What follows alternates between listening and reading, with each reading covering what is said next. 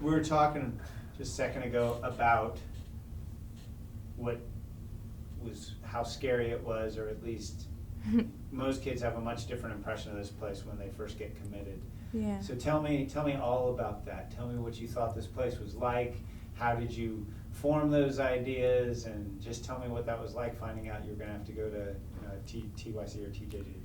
Ooh, well, I have heard a lot of stories like, oh my gosh, they told me that over here there's a lot of girls and they're all like into the homosexuality, and there's going to be a lot of raping going on, and if you don't do this for them like in a sexual way, that they will jump you, and there's going to be a lot of violence. Like, they pretty much made it seem like it was really, really bad in here. Like, oh, there's gonna be fighting, there's gonna be like a lot of raping, like the girls, and they'll do this to you and they'll do that to you. Like, there was a lot, and it just kind of frightened me. And I was like, I don't want to go there. I was scared, and I was like, man. And they said not even like, they were talking about the staff. They said that they want to protect you and that they were just gonna let it happen. And then most of the time they're either too late for it anyways, and so I was pretty scared about that. I was scared to come in here, and this is crazy. Did people build those ideas up to try to deter you, to try, or is it like you're like a probation officer or someone, the people who were telling you these things?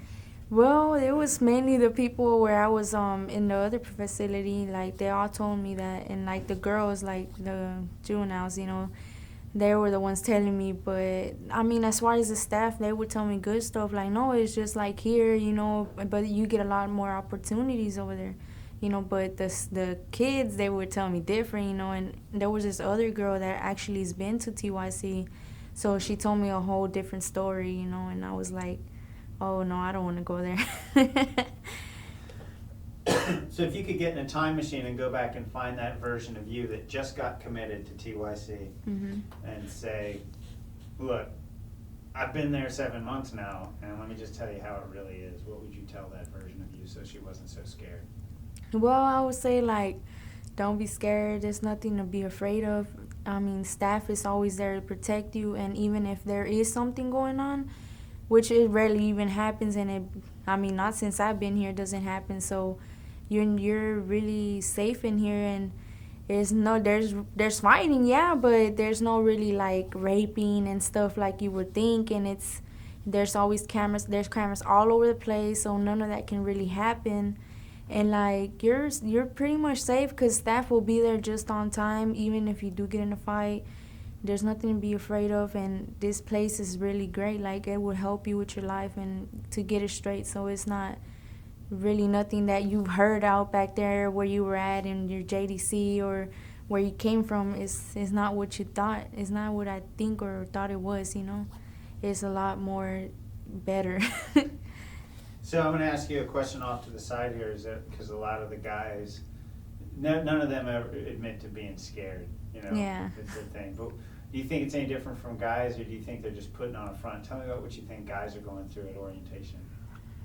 Well, I would say they do put on front, because I've been around a lot of guys in the past, like my friend, I've been raised around guys, so I think that they do put a front, just to make them look all tough and stuff. But really, I think they just say that so that way people won't laugh at them. But really, like, they're scared. And I'm not saying, like, as far as fighting, because guys, if they want to fight, they'll do it, But I think it's just that they don't want to seem, like, weak.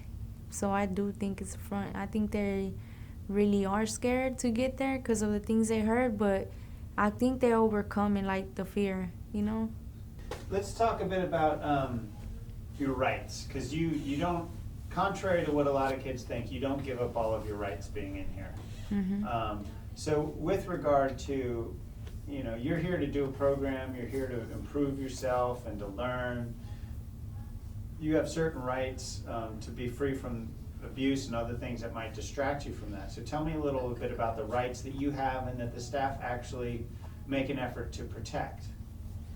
I think mainly what they do try to protect is, like, well, yeah, of course, the abuse, like, to be taken care of, and, like, the right of, like, privilege, like, not privileges, but to make phone calls and mail your family and go visit them and stuff like that, they try their best not to take it away from you. Because, I mean, it can, but not, like, for long, you know. But I think that's mainly what they do, and to give you medical treatment and stuff like that. They try to give all that to you and not to take it away. And they usually do protect it. I haven't seen anybody done something that's going against my rights, you know. So, you mentioned that the staff are actually, here to protect you.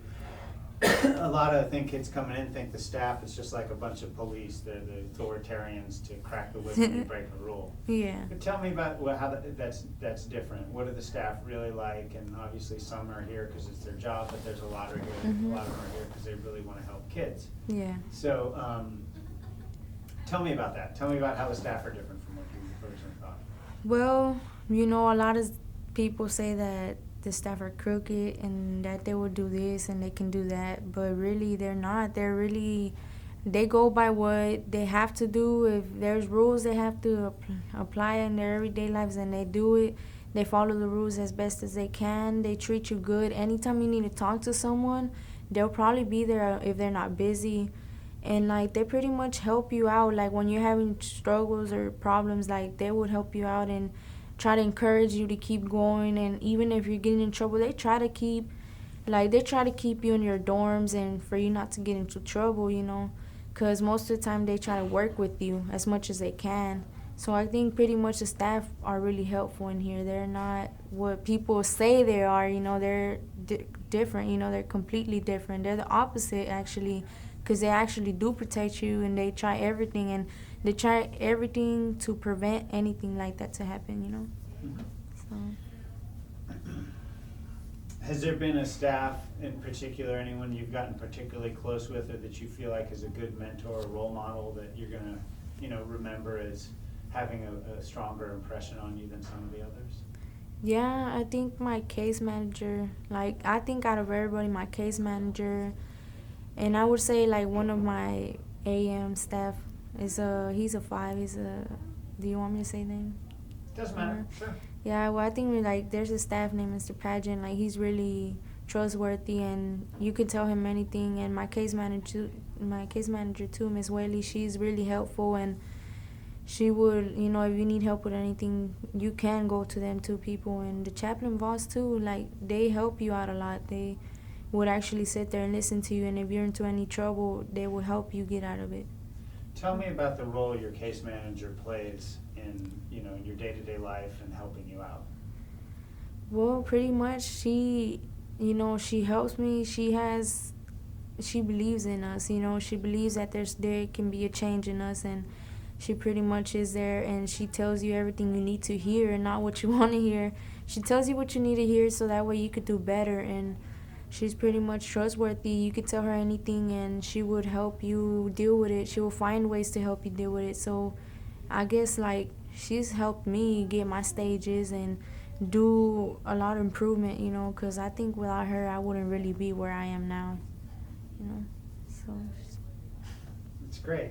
So if you were, if there was a gal who had suffered some sort of abuse or was feeling sexually threatened, talk about the roles that people like this, like the JCO5 or your case manager or the chaplain, how those people, maybe you don't want to pick up the phone and talk to someone about it.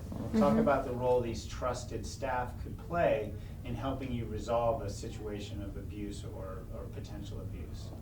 Well, mainly, because they do say that when you write a grievance, it's either you could talk to a staff, report it in a grievance, or you could call the hotline. So pretty much when you don't feel comfortable doing some stuff, you can go up to them and they can help you. If you got something to report, they would help you, and they would do their best to not put it out there, and just help you even call the hotline or make a report about it, so that way that situation can be taken care of, But pretty much that's what they would do. Even if you didn't want to talk about it, they would encourage you to,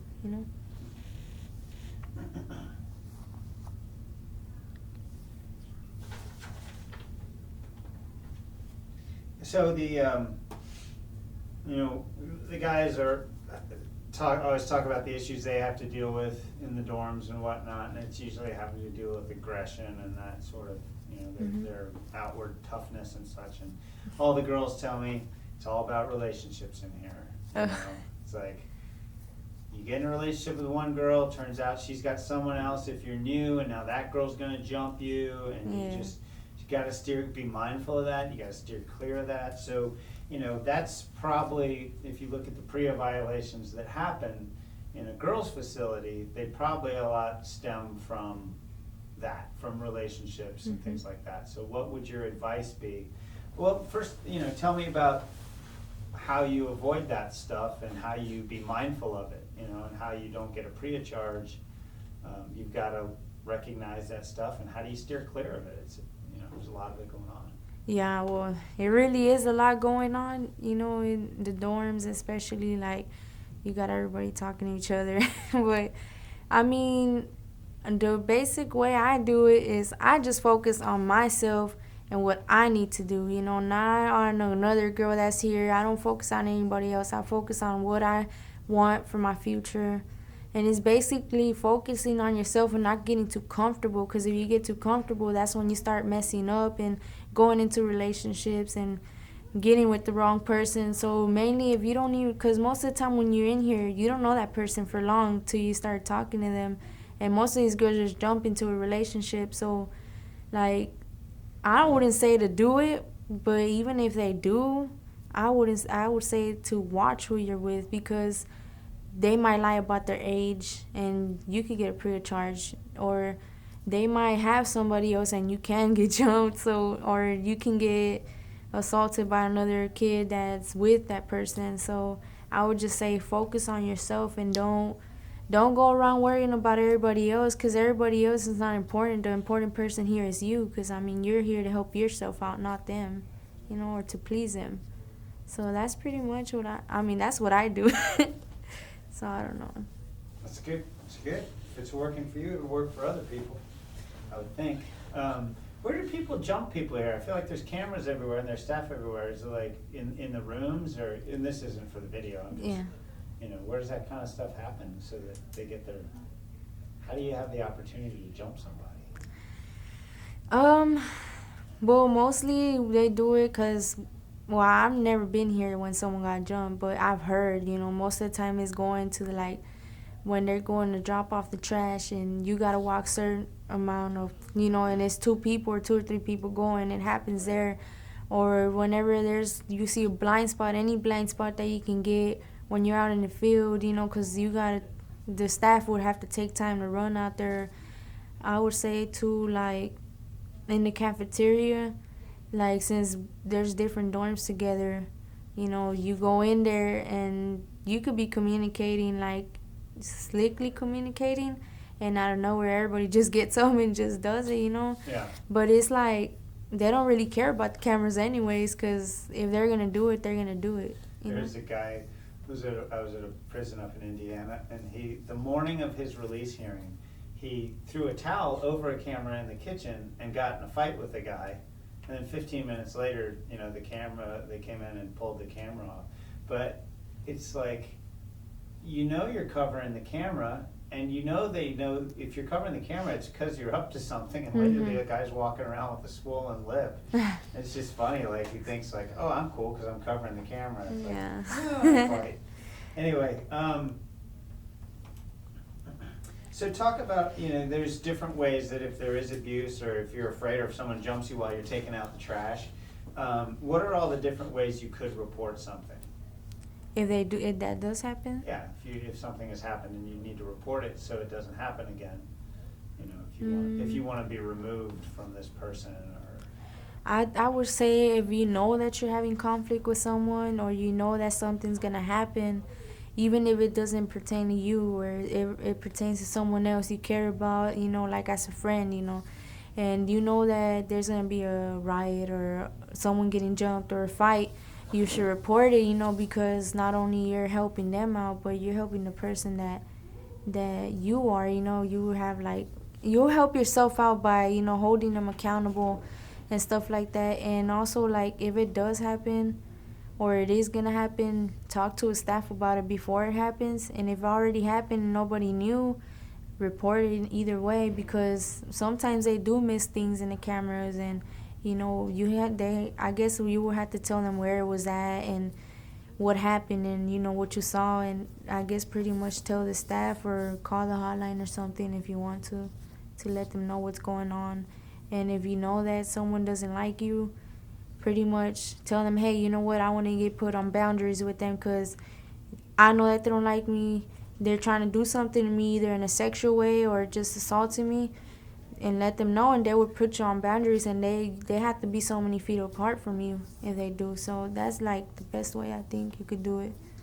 What does it mean to be put on boundaries? Like I think you have to be like 6 feet, or I don't know how many feet, but it's, you can't be close to them at any times. You can't really communicate with them unless it's necessary, but you can't be around them as much. As everybody else, you can't really get real close. I mean, not that we do get close, but you can get too close, because it would be considered like you trying to do something, Mm-hmm. So you're saying if you catch a charge in here, they actually, it's kind of funny, they take you out of this correctional facility and send you to county, and then you start the process over again.